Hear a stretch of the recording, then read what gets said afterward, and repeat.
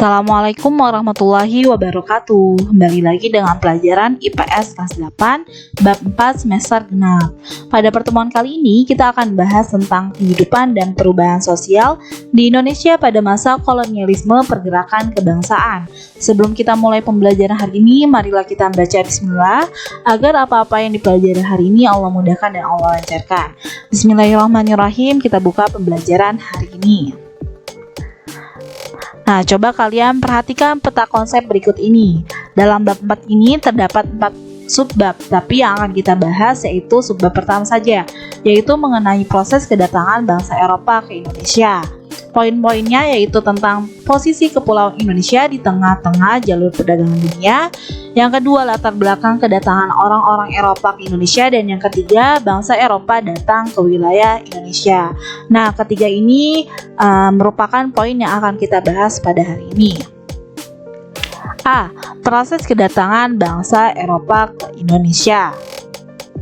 Subbab yang pertama yaitu posisi Kepulauan Indonesia di tengah-tengah jalur perdagangan. Nah, di sini kedatangan bangsa Eropa pasti tidak bisa lepas dari kedudukan Kepulauan Indonesia yang letaknya strategis sehingga dapat dijangkau dengan mudah. Nah, selain itu, Kepulauan Indonesia juga memiliki kekayaan yang luar biasa, seperti kaya akan hasil rempah-rempah yang sangat diminati oleh orang-orang Eropa. Nah, ini merupakan salah satu tujuan bangsa Eropa kenapa datang ke wilayah Indonesia. Selanjutnya di sini juga dikatakan Indonesia sebagai tempat persinggahan dan pusat perdagangan. Nah, kita bisa lihat dari peta berikut ini. Nah, ini merupakan jalur perdagangan dunia, di mana Indonesia salah satu menjadi negara yang tempat singgah dan menjadi pusat perdagangan. Nah, Indonesia merupakan salah satu negara yang besar. Wilayah Indonesia sangat luas, memiliki kekayaan yang melimpah serta kaya akan berbagai kebudayaan. Kondisi tersebut menjadikan Indonesia memiliki daya tarik bangsa-bangsa lain datang ke Indonesia. Nah, hubungan dagang dan interaksi budaya merupakan salah satu contoh hubungan Indonesia dengan bangsa-bangsa asing. Hubungan ini memiliki dua dampak, baik dampak positif maupun negatif. Salah satu dampak negatifnya yang menonjol yaitu antara hubungan Indonesia dengan bangsa asing, yaitu terjadinya penjajahan pada masa lampau. Nah, penjajahan ini bisa menyebabkan perubahan dari berbagai aspek dari segi geografi, sosial, budaya, dan politik. Nah, coba kita langsung bahas poin intinya. Di sini ada Indonesia dikatakan sebagai tempat persinggahan dan pusat perdagangan. Yang pertama nih, pada tahun 1500 pedagang dari luar, yaitu seperti Tiongkok, Kampas, Siam, Arakan, India, Persia, dan Arab berkunjung dan melakukan perdagangan di Kepulauan Indonesia. Nah, pelayaran pada masa itu masih mengandalkan tenaga angin dan menggunakan matahari dan angin sebagai pedoman arah mata anginnya. Indonesia memiliki peran penting karena menjadi penghubung dan menjadi tempat singgah untuk menunggu angin yang tepat. Nah, berhubung Indonesia ini memiliki dua musim, yaitu angin musim barat dan angin musim timur. Nah, apa sih hubungannya dengan perdagangan? Nah, pasti ada hubungannya tentang pelayaran dan yang akan dilakukan oleh bangsa-bangsa lain. Nah, coba kita lihat di sini. Di sini ada pengaruh letak geografis Indonesia terhadap musim. Nah, angin musim barat ini membawa awan dengan uap air banyak hasil penguapan dari Samudra Hindia. Nah, di sini dari musim barat ini menghasilkan musim hujan di Indonesia. Nah, arah pelayaran menurut arah angin musim barat. Pada bulan tersebut, para pedagang berlayar menuju ke arah timur, sehingga para pedagang Arab, Persia, atau India akan berlayar menuju Malaka, terus ke Indonesia dan dapat melanjutkan ke Jawa, Kalimantan, dan Maluku. Nah, sedangkan pada bulan September sampai Desember di Laut Cina Selatan berhembus angin ke arah selatan, sehingga para pedagang Tiongkok ke arah Malaka atau India tentu harus berlayar ke selatan atau singgah di Indonesia. Nah, ini menjadikan Indonesia dikatakan sebagai tempat singgah karena adanya angin musim ini.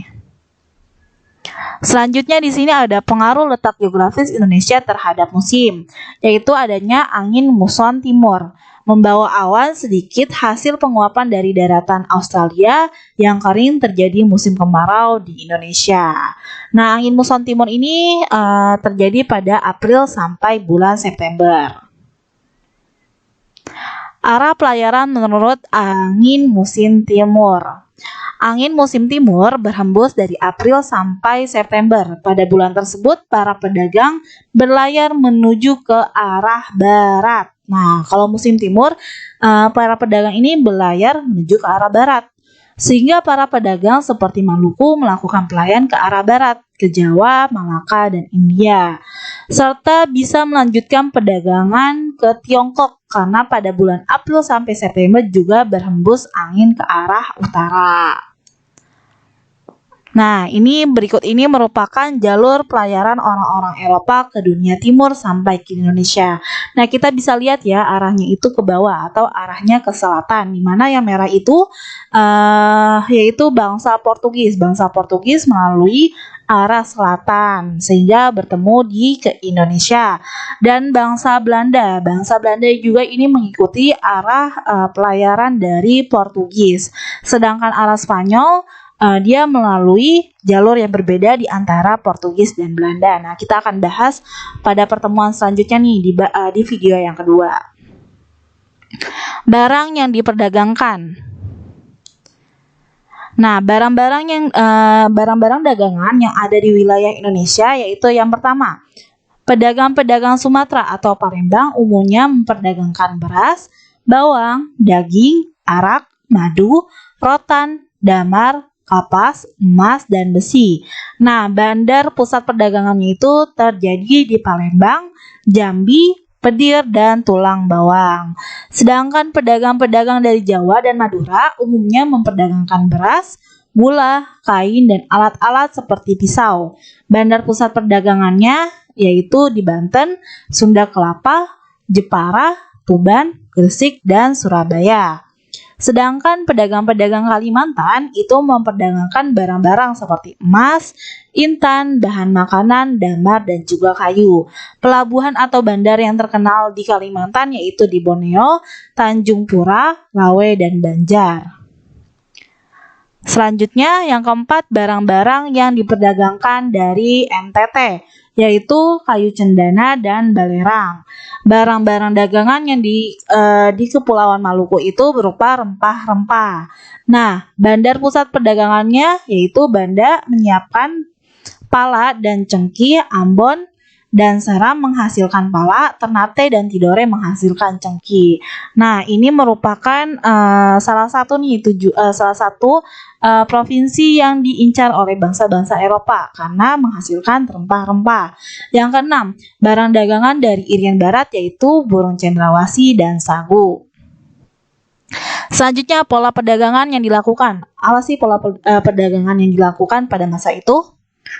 Nah, di sini golongan pedagang menurut Van Leer, yaitu golongan pertama, golongan yang memiliki banyak modal. Nah, golongan ini memiliki banyak modal berupa uang dan barang.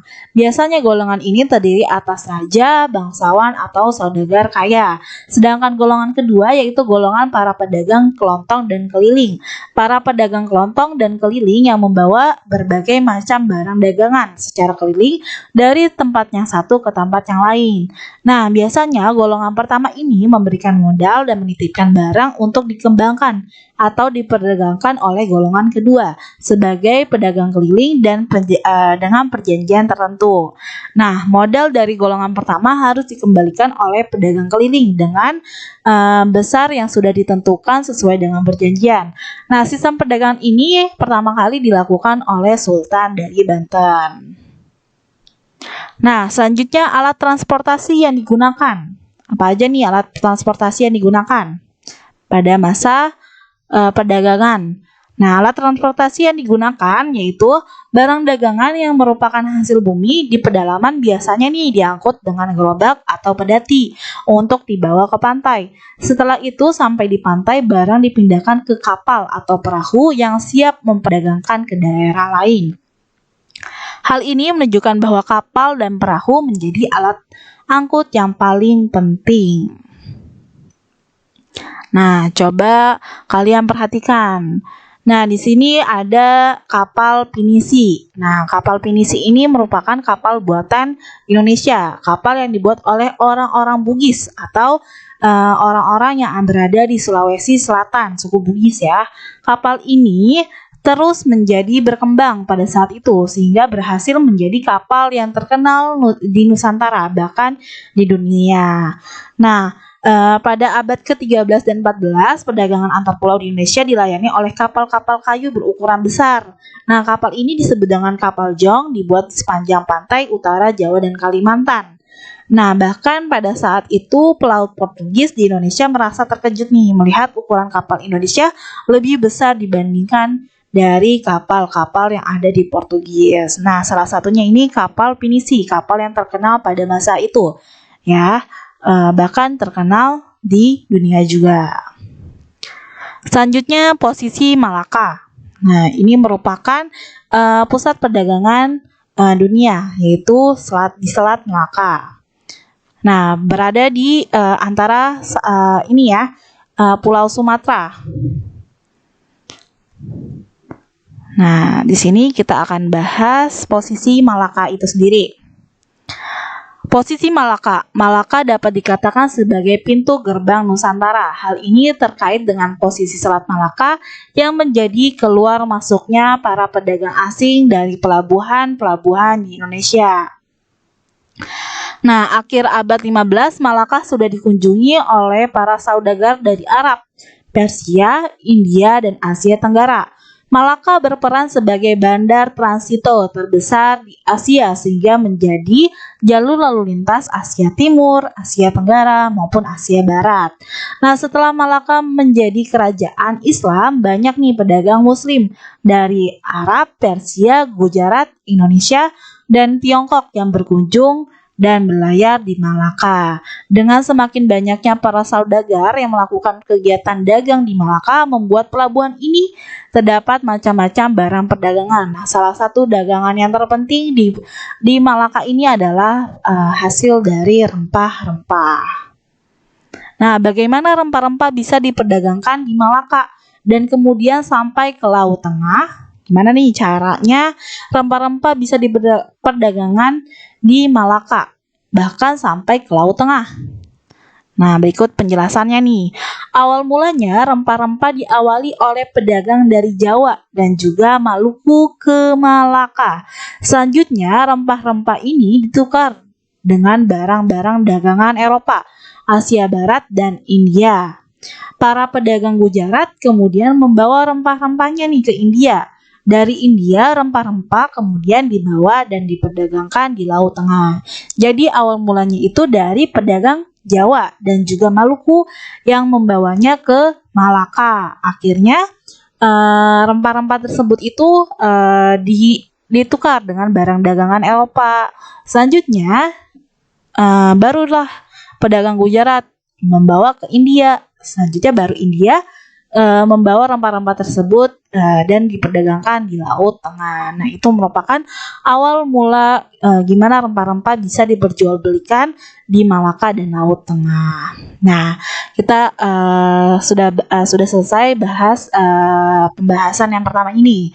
Ya, kurang lebihnya mohon maaf. Assalamualaikum warahmatullahi wabarakatuh. Pertemuan selanjutnya kita akan bahas latar belakang kenapa bangsa Eropa itu datang ke Indonesia. Ya, assalamualaikum warahmatullahi wabarakatuh.